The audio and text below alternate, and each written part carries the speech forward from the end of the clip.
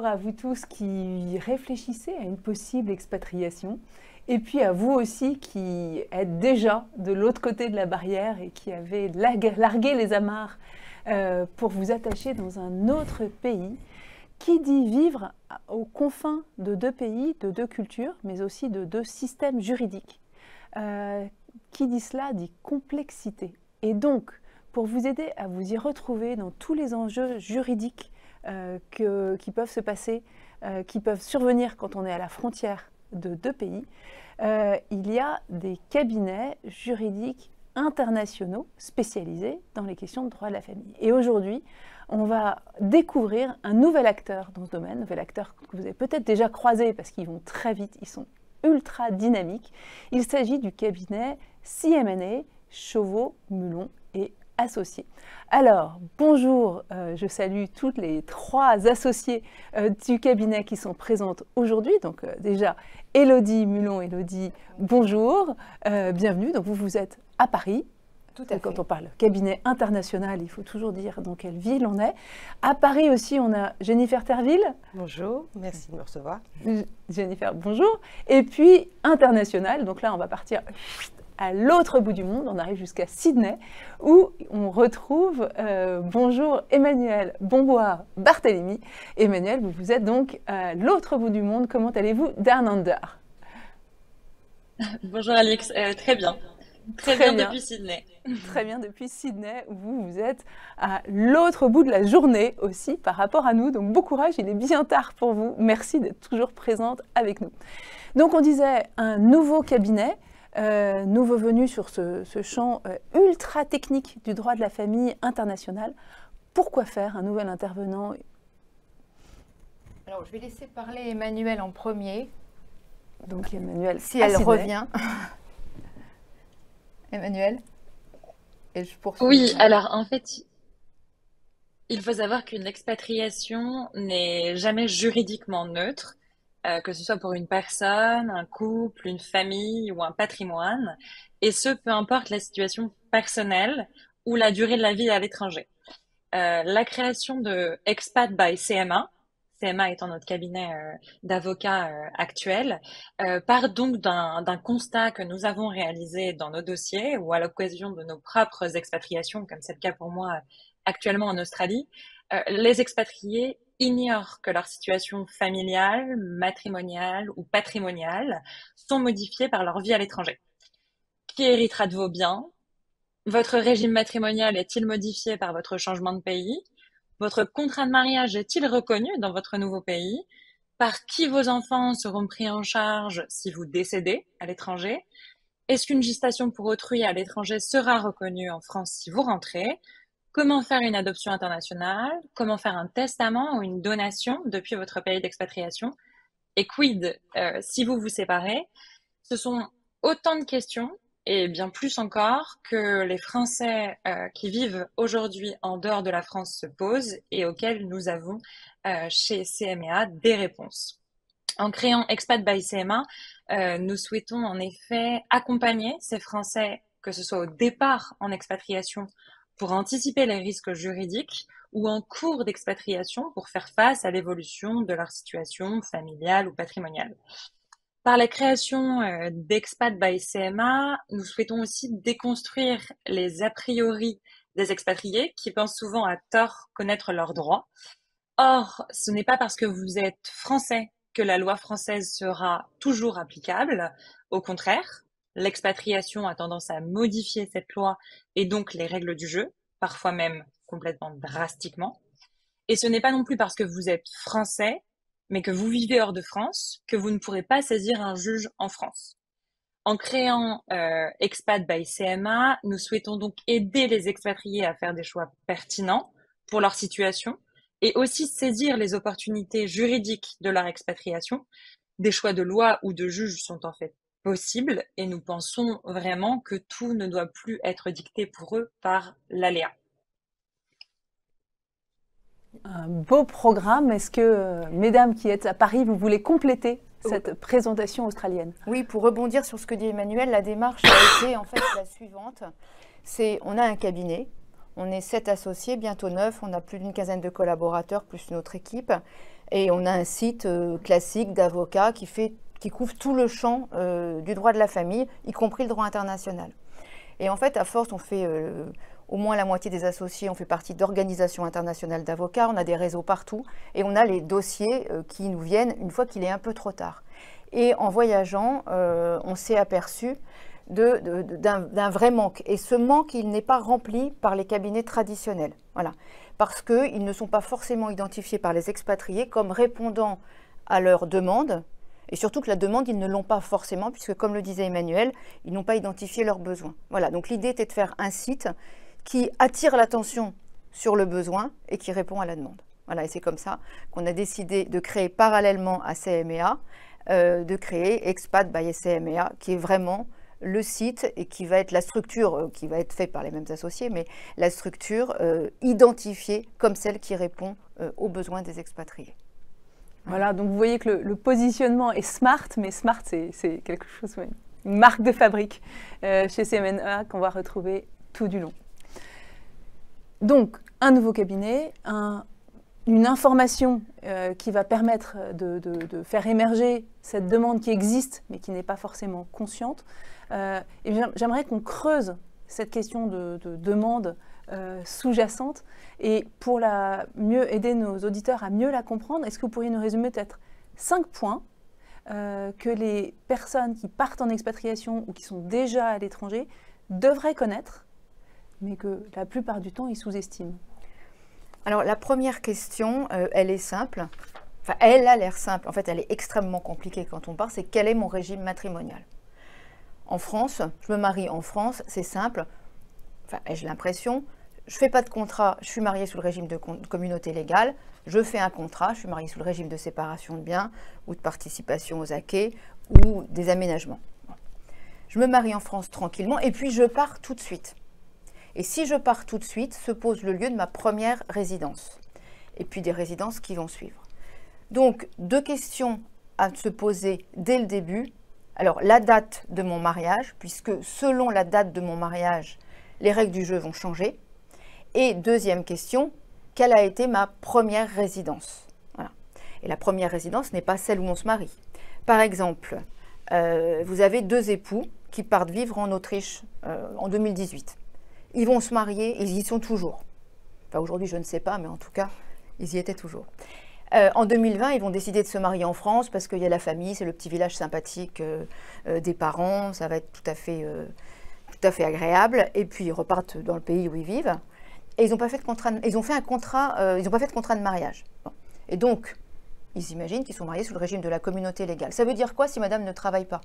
Ça veut dire que si madame ne travaille pas, elle se dit c'est pas grave, puisque tout ce que mon époux va gagner, je vais en profiter. Eh bien non, parce qu'en Autriche, et c'est le régime qui va s'appliquer, puisque c'est leur première résidence, en Autriche, le régime légal, c'est le régime de séparation de biens. Donc on voit bien que si on ne se pose pas cette question, très mauvaise surprise à la sortie. Alors l'autre point qui est très important, c'est si je me marie entre 92 et 2019.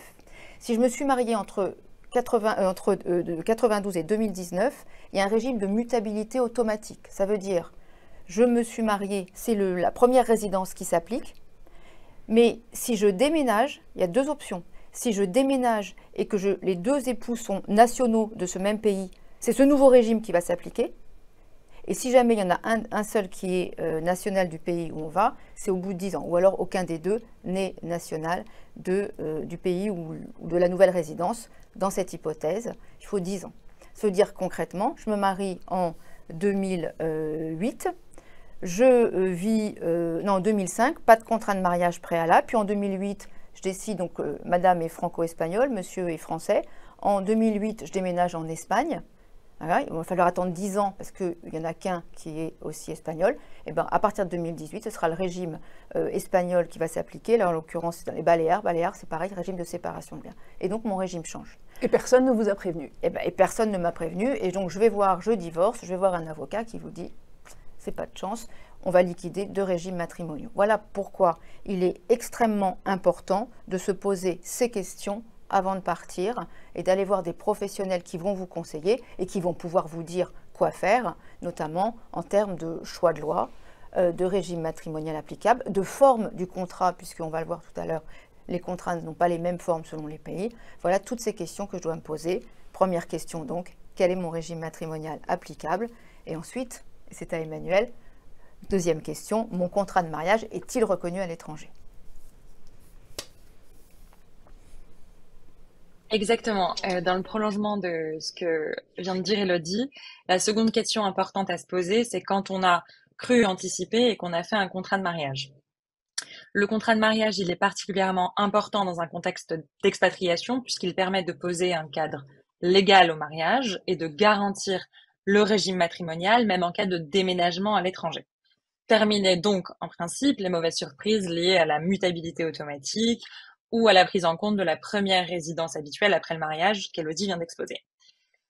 Aujourd'hui, il est globalement assez facile de s'expatrier, mais il faut savoir qu'un contrat de mariage voyage moins facilement que nous, et c'est donc sa reconnaissance dans notre pays d'expatriation qui va nous poser des difficultés. Alors, quelles peuvent être ces difficultés? Nous, on identifie des difficultés de 3 ordres. Les difficultés, tout d'abord, liées à la conclusion du contrat. En effet, en France, le contrat de mariage, c'est un acte rédigé chez un notaire qui est signé par les futurs époux après des discussions approfondies sur leurs souhaits, leurs intentions, leurs intérêts, etc. Cependant, si votre projet d'expatriation vous conduit dans un pays de common law, par exemple, comme les États-Unis, le Royaume-Uni, l'Australie, le Canada, Hong Kong, etc., il est important de noter que votre contrat de mariage à la française ne sera pas reconnu comme étant valablement conclu, car ces pays exigent des conditions de conclusion du contrat qui sont différentes de celles que l'on retrouve en France, et notamment on en identifie 3. Lors de la négociation du contrat, il faut que chaque époux soit assisté de son propre conseil, de son propre avocat, ce qui n'est pas le cas lors de la conclusion d'un contrat de mariage en France, ce qui n'est pas en tout cas obligatoire. Il faut également que chaque époux révèle à l'autre l'intégralité de son patrimoine, ce qui n'est pas non plus exigé en droit français. Et il faut enfin que les époux disposent d'un délai de réflexion suffisant entre la conclusion du contrat de mariage et le mariage lui-même, ce qui n'est pas non plus une condition en droit français. On a également certaines juridictions qui vont exiger que l'acte et le contrat de mariage soient rédigés en langue anglaise. Or, en France, on a de nombreuses difficultés avec certains notaires pour faire rédiger un acte en double colonne anglais-français. Donc, sur la conclusion du contrat, notre contrat de mariage français circule très mal à l'international. Sur les deuxièmes difficultés qu'on peut rencontrer, même si on respecte le formalisme lié à l'acte, un juge étranger pourra quand même écarter l'application du contrat de mariage français s'il l'estime contraire au principe d'équité ou d'équilibre des conventions. De même, si le contrat de mariage contient des dispositions spécifiques telles que certains avantages matrimoniaux que l'on retrouve souvent dans les contrats de mariage français, comme l'attribution intégrale des biens au dernier des vivants ou une clause de préciput, ces avantages matrimoniaux pourront être difficilement reçus par des ordres juridiques étrangers qui, eux, ont des conceptions totalement différentes des nôtres. Et enfin, la dernière difficulté que l'on rencontrera avec un contrat de mariage stricto français tiendront à l'interprétation et à la traduction du contrat de mariage, car, comme je le disais, les pays ne partagent pas du tout les mêmes concepts ou les mêmes définitions juridiques. Et par exemple, le simple concept de régime matrimonial est totalement méconnu de nombreux pays, notamment les pays qui relèvent du système de la common law ou du droit islamique. Une fois qu'on a identifié ces difficultés, comment est-ce qu'on peut les surmonter quand on est un expatrié et que l'on veut s'expatrier, mais avec son contrat de mariage? Notre conseil chez Expat by CMA, c'est de conclure un contrat de mariage que l'on dit international, c'est-à-dire qu'il s'efforce de respecter tant les formalités requises par les pays de la common law notamment, ou le pays dans lequel on prévoit de s'expatrier, que les exigences européennes plus classiques d'un document qui doit être un écrit daté et signé par les époux en présentiel, voire d'un acte notarié, comme c'est le cas en France. Nous vous conseillons aussi, bien sûr, d'avoir chacun votre conseil et votre avocat, ce qui est d'ailleurs une des exigences des pays de la common law, pour optimiser les chances de reconnaissance de votre contrat à l'étranger. Et enfin et surtout, nous vous conseillons de ne pas multiplier les contrats. Cela peut être tentant de faire à la fois un contrat de mariage en France et un contrat de mariage à l'étranger, dans le pays où on projette de s'expatrier, surtout si on projette de s'expatrier là-bas sur le long terme. Toutefois, cumuler les contrats risque de causer des difficultés puisque il pourrait y avoir des incohérences entre les deux contrats, ou alors le premier contrat pourrait être remis en cause dans sa validité par le second, ou on pourrait risquer de faire appliquer l'un ou l'autre des contrats suivant le juge qui pourrait être éventuellement saisi dans le cadre d'une séparation. Enfin, et si vous êtes déjà marié, sachez qu'il n'est pas trop tard pour revoir ce point et recevoir des conseils, car il est même en cours de mariage possible de faire soit un changement de loi implicable, soit un post-nuptial agreement, ce qui fait très souvent dans les pays de la common law notamment. Merci beaucoup. Alors là, je pense que ceux qui nous écoutent commencent à rire un peu moins. Si jamais il y en a parmi vous qui vous disiez « Ouais, ça va, je crois que, en fait, j'en ai pas vraiment besoin. Je maîtrise le sujet. » Peut-être que le premier point de savoir quel était mon régime matrimonial que nous a présenté Élodie Mulon, il y en a qui se sont dit « ça quand même, je le sais. » Mais déjà, en voyant que ça bouge, on est moins à l'aise. Et alors là, ceux qui, comme moi, se disaient « Non, c'est bon, j'ai un contrat de mariage, tout va bien. » D'apprendre qu'en plus, même mon contrat de mariage, en fait, ne me protège pas dans de nombreux pays. Là, tout à coup, je pense qu'on est tous convaincus que les enjeux sont complexes et qu'il est indispensable de creuser le sujet. Mesdames, on a déjà vu 2 points. Vous m'aviez dit qu'il y en avait 5. Quel est le suivant alors? Le 3e point, et comme on parle de ne plus rire, c'est un sujet particulier, c'est quelle loi va s'appliquer à ma succession et qui sont mes héritiers. Alors, sur ce point-là, encore une fois, vous l'aurez compris, le droit international, ce n'est pas un point de vue uniquement français ou dans le pays où on est. Il va falloir travailler sur les différents outils et le constat très clair, c'est qu'il n'y a pas de règle universelle en matière de droit des successions. Chaque État a ses propres règles, applique avec des différences notables les règles relatives aux successions. Prenons un exemple très simple. En France, on est attaché à une réserve héréditaire.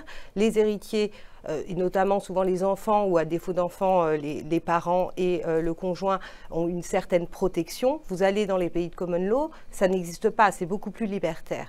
Or, quand vous vous expatriez, vous n'imaginez pas déjà de décéder, ça c'est certain, mais si ça arrive, qu'est-ce qui se passe ? Dans l'esprit, et c'est ce que vous disait Emmanuel au début, dans l'esprit de tous, c'est tellement personnel la succession qu'on s'imagine que parce qu'on est français, on va appliquer la loi française. Eh bien non. Alors à quoi ça sert de savoir pourquoi on applique une loi plutôt qu'une autre? Parce qu'en fonction de la loi que l'on va appliquer, on va déterminer qui sont les héritiers. Ce ne sera pas forcément les mêmes, enfin, même si on retrouve tout souvent les enfants, le conjoint et les parents à défaut d'enfants. Et surtout, dans quelle proportion nos héritiers vont hériter. Parce que là encore, il peut y avoir des différences. L'idée, c'est de protéger ses proches. Et je ne connais pour le moment personne qui se dit, bon, bah, finalement, peu importe ma succession, si mes enfants, si ma famille se déchire derrière, c'est plus mon sujet. Non, en général, les gens ont envie de prévoir et de s'assurer que les choses vont se passer le mieux possible. Alors, si on prévoit rien, qu'est-ce qui se passe? Si on prévoit rien, ce que nous disent les outils européens, c'est qu'on va appliquer la loi de la dernière résidence habituelle du défunt. Vous l'aurez compris, la question de la nationalité ne va pas intervenir. Alors, qu'est-ce que c'est la loi de la dernière résidence habituelle du défunt? Eh bien, là-dessus, ça n'est pas forcément si simple. On sait que c'est la loi du dernier domicile du défunt, mais quand on s'expatrie, quand on bouge beaucoup, et aujourd'hui, il y a une certaine mobilité, eh bien, déterminer la résidence habituelle du défunt, c'est pas toujours simple. On a eu un exemple très médiatique ces dernières années sur cette question. Alors, ça concernait la compétence de la juridiction, mais ça aurait parfaitement pu s'appliquer. Et puis la question, si ça s'était poursuivi, ce serait aussi appliqué à la loi applicable, c'est la résidence habituelle de Johnny Hallyday à son décès. Ça a fait grand bruit et c'est finalement peut-être la première fois que beaucoup de Français se sont peut-être posé la question. Pour autant, on a eu beaucoup d'informations à un moment et finalement, c'était très complexe, donc beaucoup ont sans doute décroché. Et pourtant, c'est important de comprendre que la résidence habituelle, il y a un certain nombre de règles et qu'on va prendre l'ensemble des critères pour déterminer la résidence habituelle. Et puis, si on est hors Union européenne, vous l'aurez compris, si c'est la loi de la dernière résidence habituelle, il va falloir potentiellement appliquer un droit totalement différent. Et prenez un défunt qui vivrait dernière résidence habituelle à Miami, qui aurait des biens en France et à Miami. Aux États-Unis, on va appliquer le droit américain sur les biens situés donc à Miami, mais par contre, aucun juge américain ne va appliquer quoi que ce soit sur les biens situés en France. Donc on va avoir un morcellement de la succession, et ça, il faut en avoir conscience. Alors, quelle solution pour éviter beaucoup de questions et beaucoup de contentieux? Eh bien, les outils, notamment européens, nous le permettent. On vous a dit qu'à défaut de choix, il va y avoir des règles qui vont s'appliquer. Eh bien, vous pouvez faire un choix de désignation de loi applicable. Et c'est ce qu'on cherche à exprimer grâce à CM et à Expat, c'est justement de prendre en main votre futur et le futur potentiellement de vos héritiers. Alors, quelle loi on choisit? Bien, on ne peut pas choisir la loi qui nous plaît le plus et aller commencer à analyser « Ah bah tiens, dans ce pays dans lequel je ne mettrai jamais les pieds, j'aimerais bien, la loi, elle me plaît bien. » Non, il y a quand même un certain nombre de règles. On peut choisir une seule loi, pas en choisir 15, et ça doit être la loi nationale. Alors, si on a plusieurs nationalités, bah là, on est chanceux, on peut choisir l'une ou l'autre en fonction de ce qu'on préfère. Et comment on va faire cette désignation de loi applicable? Le plus souvent par testament. Et puis, on peut aussi décider d'en faire un acte annexe, mais c'est encore une fois pour ça qu'il faut être conseillé. Parce que si on fait n'importe quoi et qu'on se dit qu'on va l'écrire comme ça n'aura pas forcément le même impact. Voilà. Et concernant ensuite des questions qui vont se poser aussi, et je vais laisser la parole à Élodie, c'est qu'est-ce qui se passe pour les enfants quand on est expatrié? Qu'est-ce qui se passe pour les enfants en cas de séparation et également en cas de décès? Bien, et donc c'est la 4e question qu'il faut se poser. Et alors, j'ai envie de dire, c'est sans doute la question la plus difficile en réalité, parce que c'est celle qu'on peut le moins anticiper. Pour les enfants, la juridiction compétente et la loi applicable sera celle de la résidence des enfants. Ça signifie concrètement que le seul moyen d'anticiper, j'ai envie de dire, c'est de partir quand ça va mal. Et encore, c'est dangereux puisque vous risquez un enlèvement d'enfants, ce qui n'est pas complètement neutre. Donc, il faut le faire de manière suffisamment habile pour avoir l'accord de l'autre ou alors pouvoir prouver qu'il y a vraiment un danger. Et donc, c'est difficile parce que c'est vrai que ça peut être un vrai moyen de chantage de l'autre. Voilà, et c'est vraiment ce qui se passe souvent dans le cas des violences, de dire tu pars si tu veux, mais je garderai les enfants. Donc il est vraiment important quand il y a des enfants ou d'anticiper à minima ou alors de trouver un accord. Mais pour un accord, il faut être deux. Si jamais vous avez réussi à trouver un accord, vous pourrez faire une convention parentale que vous ferez homologuer alors, par un juge.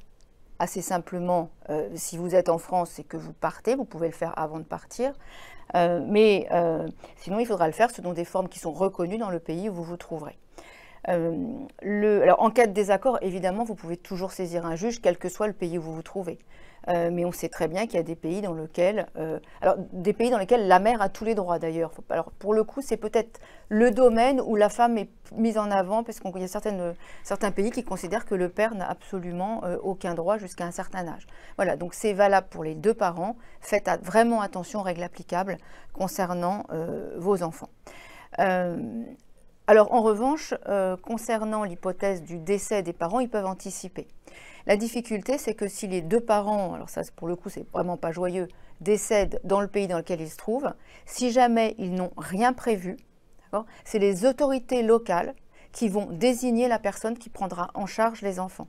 Ce qui signifie concrètement que pour la famille, ça peut être extrêmement compliqué de rapatrier les enfants. C'est la raison pour laquelle notre conseil, c'est vraiment de désigner un tuteur et de désigner expressément et toujours dans une forme qui sera opposable et reconnue dans le pays dans lequel vous vivez, la personne qui sera en charge de s'occuper de vos enfants dans l'hypothèse où il vous arriverait quelque chose. Et ça, c'est vraiment très important parce que on n'anticipe pas forcément, et pour les enfants, ça peut être, ça peut être les placer dans des situations qui sont extrêmement terribles et douloureuses. Voilà, et donc la cinquième question, puisque nous vous avions promis 5 points, c'est puis-je faire un testament depuis l'étranger? Et comme Jeanne l'a dit, voilà, tout ce qui touche les successions, enfin on en fait toutes, mais elle adore le sujet, donc je vais la laisser terminer. Merci. Oui, on peut faire un testament. Et d'ailleurs, on vous le recommande d'autant plus en cas d'expatriation, puisque vous l'avez compris, en fonction de la loi qui s'applique, les règles ne seront sans doute pas les mêmes. Alors, le testament, c'est la forme la plus courante pour transmettre son patrimoine à l'issue. En plus, on a la chance sur le testament d'avoir une certaine facilité quant à la forme, dans la mesure où nos outils internationaux ont élargi au maximum les choses afin qu'on n'ait pas des problèmes de nullité de forme du testament. C'est-à-dire, le testament, il est rédigé comme ça fonctionne pas parce que c'est pas une forme qu'on reconnaît chez nous, etc. Donc, des nullités de forme, il n'y en a plus. On peut faire selon la forme de son pays, de son pays national. On peut également le faire dans la forme du pays dans lequel on réside. Donc ça, c'est finalement pas une difficulté qu'on rencontre beaucoup. Par contre, on va rencontrer des difficultés classiques. À l'issue, quand il y a des contestations, on essaie de faire écarter le testament pour X ou Y raison. Alors, depuis l'étranger, vous pouvez faire un testament holographe, qui est un testament, le testament le plus connu en France, qui est un testament qui est écrit, daté et signé de la main du testateur et qui va être déposé, surtout en cas d'expatriation, impérativement chez le notaire. Et vous pouvez également faire un testament international, où là, il doit être écrit, signé du testateur. Il peut aussi être dactylographié et il peut aussi être écrit de la main d'un tiers. L'important, c'est qu'à l'étranger, ce sont les agents diplomatiques et consulaires qui vont se charger de recevoir les testaments internationaux. Alors attention tout de même, parce que c'est un sujet souvent, surtout à l'international, c'est que vous devez rédiger le testament dans une langue que vous comprenez. N'oubliez pas que le jour où malheureusement vous décédez, vous n'êtes plus là pour témoigner, et régulièrement on peut avoir des questions de finalement, il a vécu 20 ans dans un pays, mais il ne comprend pas forcément la langue. Ou inversement, des gens qui en réalité comprenaient parfaitement la langue, mais les héritiers qui, parce que le testament ne leur convient pas, vont dire en fait il ne l'a jamais parlé ou il la parlait parfaitement alors qu'en réalité il ne la parlait pas. Donc faites attention, encore une fois, le plus important c'est d'être parfaitement conseillé. On vous déconseille également aussi de multiplier les testaments. Si vous multipliez les testaments, la difficulté on va les avoir sur la révocation, l'interprétation, la conservation du testament. Donc un testament dans un lieu précis où il sera conservé uniquement. Et puis, quelles dispositions insérer dans votre testament? C'est la deuxième question qu'on se pose. Alors là, vous pouvez, j'ai envie de dire, mettre un peu ce que vous voulez. Bien entendu, et c'est la priorité du testament, ce sont les dispositions patrimoniales. Donc, à qui je donne, qu'est-ce que je donne, notamment quel bien je donne, des dispositions également non patrimoniales désignées, et ça revient sur notre question précédente, qui est le tuteur, qui sera le tuteur de l'enfant. On peut reconnaître un enfant également. On peut aussi prévoir, mais c'est largement déconseillé, des dispositions par rapport à nos funérailles, mais là-dessus, ça peut être difficile si le testament est ouvert a posteriori après les funérailles. Et puis surtout, puisqu'on l'a dit au début, on peut désigner sa loi applicable. Merci beaucoup. Est-ce que l'une ou l'autre veut compléter ces 5 points? Emmanuel voulait faire un point, enfin, on voulait faire un point toutes les trois, et on lui donne la parole bien volontiers sur le guide juridique justement qui permet d'avoir des réponses à beaucoup d'autres questions. Oui, parce que quand on vous entend, c'est absolument passionnant. Au-delà d'être utile, enfin, c'est évidemment extrêmement utile. On se dit qu'il y a des tas de choses auxquelles on n'aurait pas pensé. Peut-être qu'il y en a qui sont comme moi et qui se disent bon, je vais peut-être les appeler, mais enfin, je ne sais pas, mais peut-être que je pourrais trouver les infos déjà quelque part. Et ça, vous l'avez prévu. Exactement. Emmanuel? Alors effectivement, les questions qui viennent d'être abordées sont essentielles, mais elles ne sont pas uniques et elles ne sont en fait qu'un échantillon de l'ensemble des questions qui préoccupent les expatriés au quotidien ou qui devraient à minima les préoccuper. Donc pour améliorer l'information juridique des Français qui vivent à l'étranger, ce qui est une préoccupation pour nous, Nous avons décidé de nous adresser directement à eux, en collaboration avec Femmes Expat, en éditant le guide juridique de la famille internationale. Et pour ce faire, nous avons imaginé un guide autour de 4 chapitres. Le premier chapitre, il concerne en fait le mariage en expatriation. Donc, on reprend les sujets et on développe sur le régime matrimonial, la reconnaissance du contrat de mariage, mais aussi la question du lieu du mariage. Est-ce qu'il faut se marier en France, à l'étranger? Est-ce qu'on peut? À quelles conditions, etc. Le deuxième chapitre, lui, il aborde les questions liées à la parentalité quand on vit à l'étranger, c'est-à-dire être déjà parent quand on s'expatrie et comment bien anticiper pour protéger ses enfants d'une séparation ou d'un décès, mais aussi devenir parent à l'étranger et les questions notamment de transcription des actes de naissance, d'adoption internationale ou de reconnaissance de la gestation pour autrui ou de la PMA étrangère en France. Enfin, le troisième chapitre, lui, est consacré à la séparation et au divorce du couple à l'étranger, notamment les questions liées à la compétence des juridictions et aux différentes lois qui peuvent être applicables dans une procédure de divorce, ce que l'on ignore souvent. Et le quatrième et dernier chapitre est quant à lui consacré aux questions de transmission à l'international. Notamment, nous y reprenons les questions liées à la loi applicable à la succession, mais encore aux questions liées aux donations, aux testaments réalisés depuis l'étranger. L'objet de ce guide était vraiment pour nous de répondre aux questions les plus fréquentes que se posent les expatriés sur les sujets familiaux et patrimoniaux, même si cela ne remplace pas, bien sûr, un conseil individualisé par un avocat. Mais l'idée était de rendre, en fait, accessibles des concepts juridiques qui parfois dépassent les expatriés et qui pourtant les concernent directement. Je crois que vous avez bien contribué à développer la culture juridique de base, indispensable quand on part ou qu'on est en expatriation. Merci beaucoup, mesdames. Emmanuel, une dernière question. Où est-ce qu'on trouve ce guide, si on veut le lire?